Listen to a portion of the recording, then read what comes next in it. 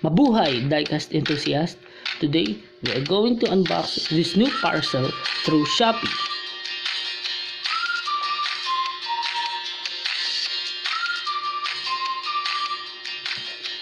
Let's first take a look on how it was packed. As you can see, it looks like it is a big package. And as we observe how it was packed, it is packed safely.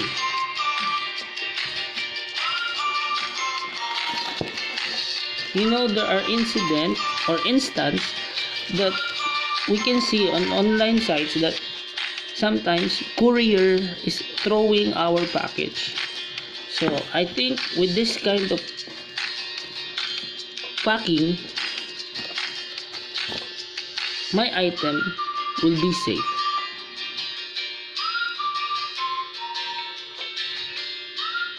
Let's tear up the plastic.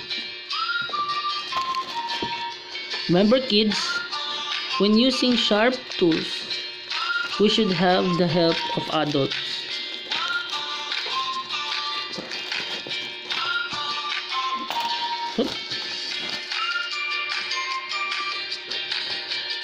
It's a funny thing that we can see Shopee and Lazada, same logo at the same box. Let's put this out. Yeah.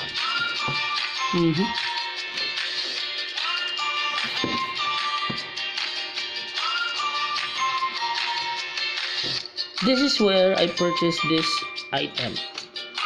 It is through www.geekphstore.com. They have the same name on the online site Shopee. I'm really excited with this one because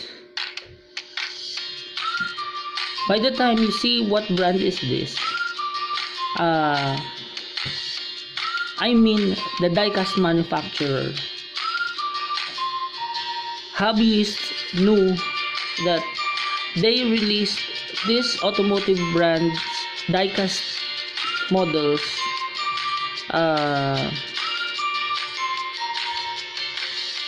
frequently with too much different variants, and this one first reached the Philippines because the automotive brands, actually the automotive brand that they sold with this diecast model was featured only on Hong Kong Toy Fair. So this specific scale model was the first to reach Philippine stores. Let's take a look how it was packed inside.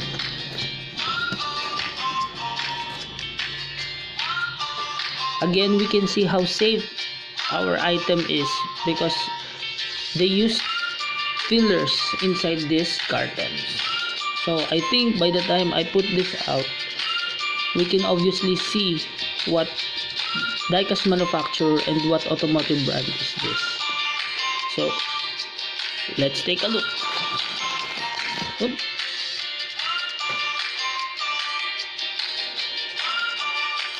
I think this was the diecast model, but I want you to see first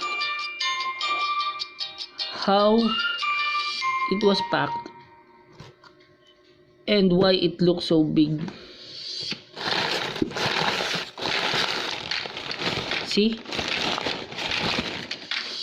Only fillers just to make our item safe. Again, a big thanks to www.geekphstore.com. Well, I just noticed they have a cute cat logo right here with like holding a Starbucks there. Okay, let's go to the item.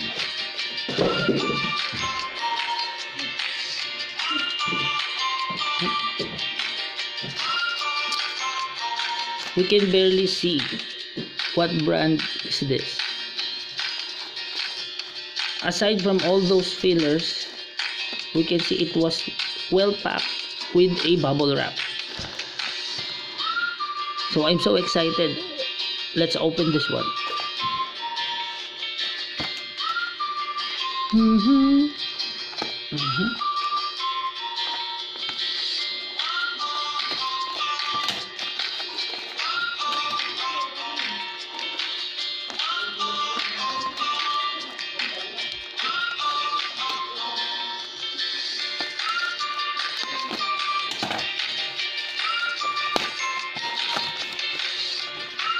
I'm so excited. Are you excited too, guys?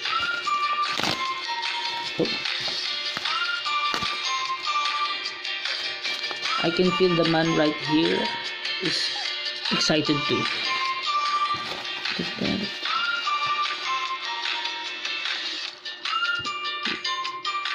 The model is too obvious. Oh. Let's first take a look at the back.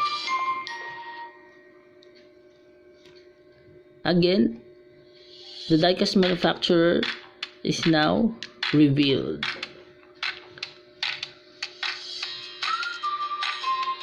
This was a Mini GT, and the automotive brand is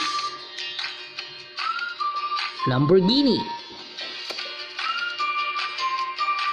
Here is the specification of what diecast model this is. Now let's reveal the exact picture on its packaging.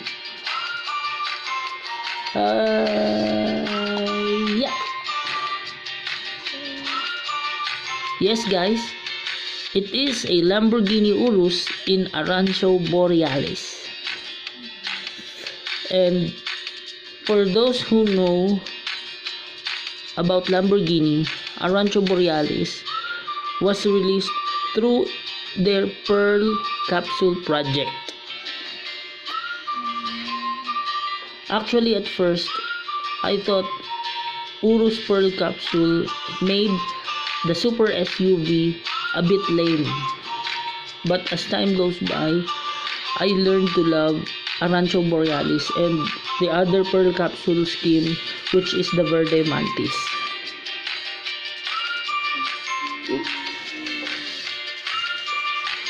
So this is it, guys. From Mini GT, Lamborghini Urus, Arancio Borealis in 1/64 scale.